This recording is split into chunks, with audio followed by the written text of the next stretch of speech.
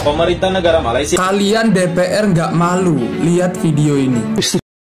Bayar BBM kita cash, Pertamina terlilit utang. Dan sekali lagi kita ingin menaikkan rasio pajak sehingga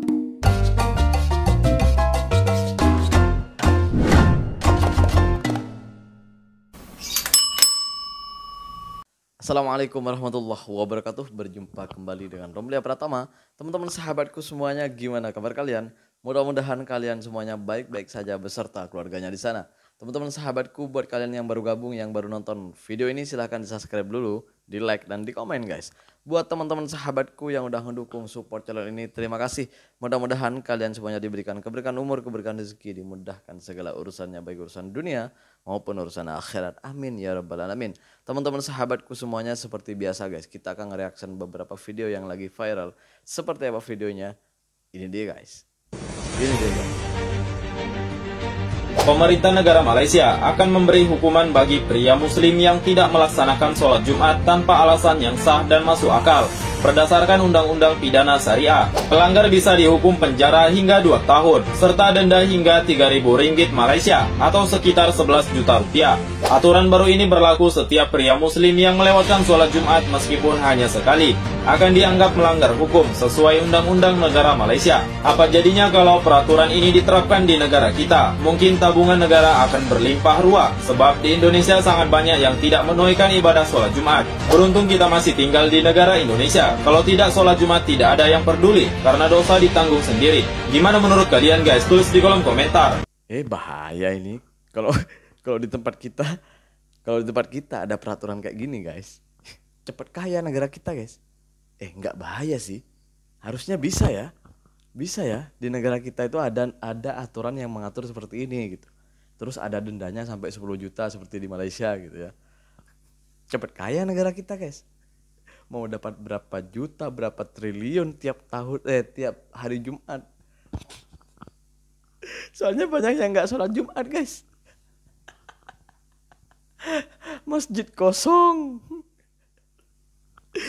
Iya juga ya. Bagus ini peraturan. Ini gue baca satu komentar yang paling menarik menurut gue guys. Lebih baik dipaksa masuk surga daripada sukarela masuk neraka. Mantap tuh. Gue baca tuh di komentar di TikToknya ini. TikToknya yang gue reaction ini guys. Lebih baik dipaksa masuk surga daripada rela masuk neraka. Merelakan diri masuk neraka. Mantap itu guys. Ini mantap gue. Peraturan ini seharusnya ada di Indonesia ini.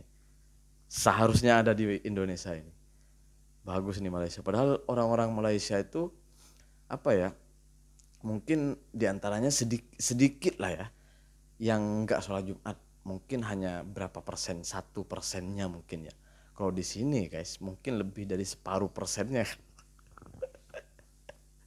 Bener guys, bener. Nggak usah ke bandar deh, ke kampung-kampung di sini aja. Aduh guys, Jumatan tuh paling enggak nih hanya berapa orang. Kalau di masjidku ini, kalau dihitung-hitung kurang itu 50 orang guys. Satu kampung ini. Padahal ramai guys ini guys. Bener guys. Aduh. Nantilah gue coba untuk buat vlog di kampungku ini saat sholat Jumat ya. Seperti apa sholat Jumatnya di sini. Padahal masjid tuh. Tapi isinya paling enggak 50 orang gitu aja. Lebih kurang. Kita berlanjut ke video selanjutnya guys. Ini dia guys. Kalian DPR nggak malu lihat video ini? Istri bapak udah 4 hari nggak makan, nggak punya duit buat beli telur. Memang si mati 4 hari benar enggak? Habis nggak punya uang bapak buat beli telur. Seorang kakek mendatangi petugas koperasi dan meminjam uang hanya 20.000 untuk membeli telur sebagai lauk makan istrinya yang sedang sakit. Alhamdulillahnya si petugas koperasi memberinya tanpa harus meminjam. Miris guys, miris. DPR, apakah kalian tidak lihat banyak orang yang kelaparan? 20.000 sangat berharga tapi kalian berfoya-foya, berjoget-joget. Gak malu kalian? dengan pedenya kalian bilang Ketika DPR dibandingkan rakyat jelata yang katakan tukang beca atau buruh, di situ Anda mengalami sesat logika. Enggak, kita bandingkan dengan rakyat yang gaji UMR. inilah rakyat jelata yang kau maksud, bukan? Uang yang seharusnya bisa menjadi bantuan untuk mereka, kalian embat menjadi gaji dengan modus tunjangan. Ingat, mungkin kalian bisa selamat di dunia, tapi ketahuilah kalian tidak akan aman di akhirat. Ini satu di antara berjuta orang di Indonesia yang seperti ini.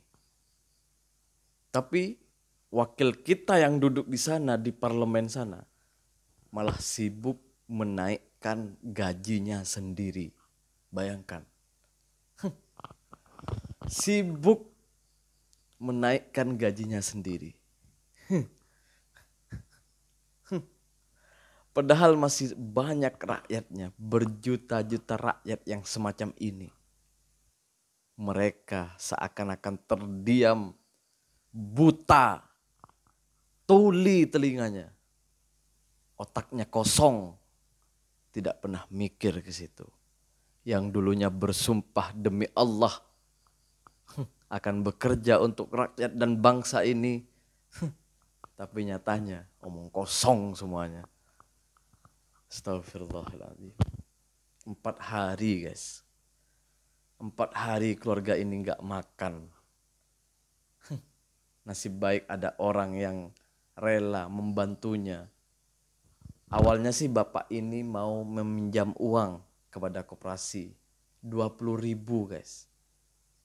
6 ringgit lah kalau di sana. 20.000 hanya untuk makan istrinya. Mau beli telur katanya. Astagfirullah. Di negara yang katanya kaya dengan hasil alamnya, hasil buminya.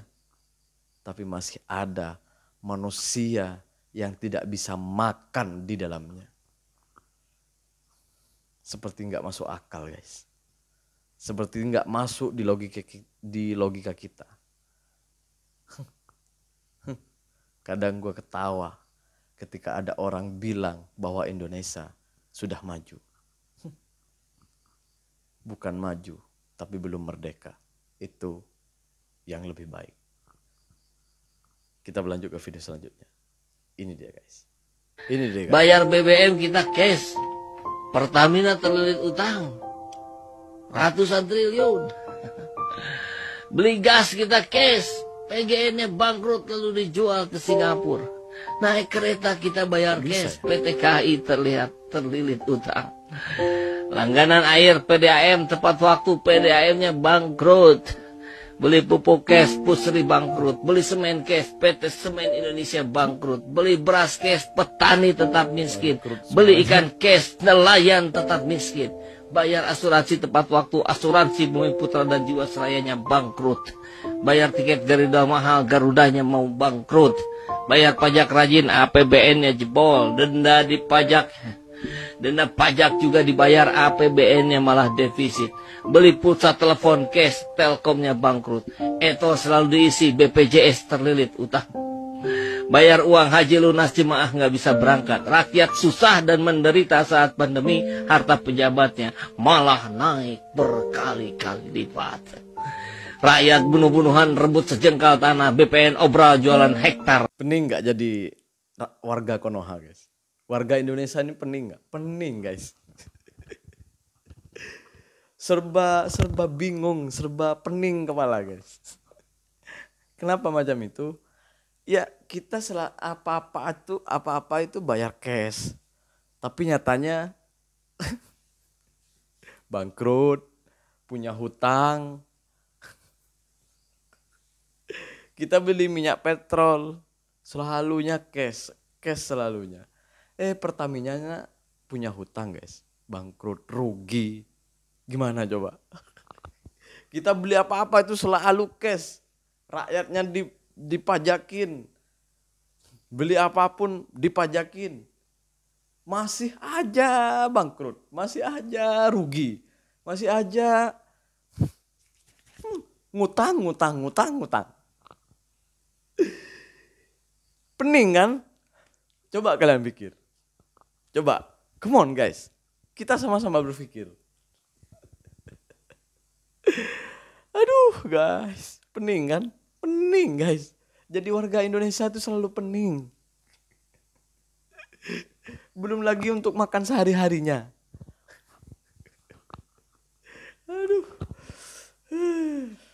Belum lagi disuguhin cerita-cerita lucu dari para menteri-menterinya, DPR-nya, parlemennya, presidennya. Kita berlanjut ke video selanjutnya guys. Ini dia guys. Tapi kami tidak ada rencana untuk menaikkan pajak kepada masyarakat Indonesia secara umum. Tidak ada rencana menaikkan pajak. Dan sekali lagi kita ingin menaikkan rasio pajak sehingga penerimaan negara nanti bisa kita gunakan. Dan kami tidak ingin menyebut wajib pajak dengan istilah binatang.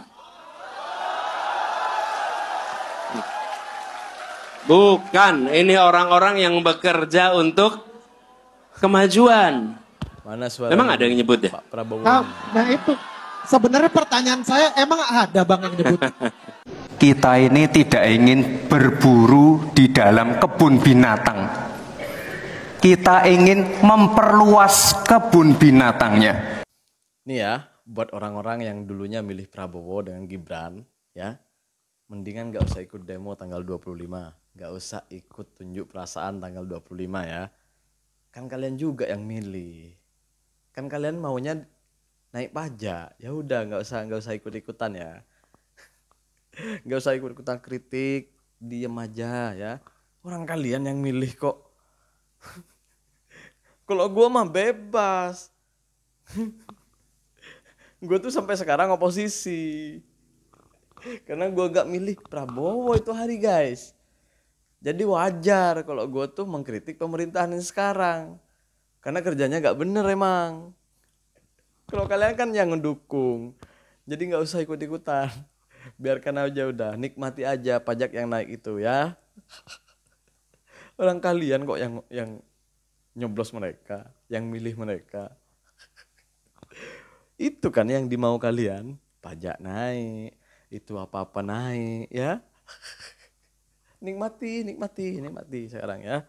Ya. Mana nih orang-orangnya Pak Wowo nih. Terima kasih buat semuanya. Assalamualaikum warahmatullahi wabarakatuh. Jangan lupa guys, sholawat guys.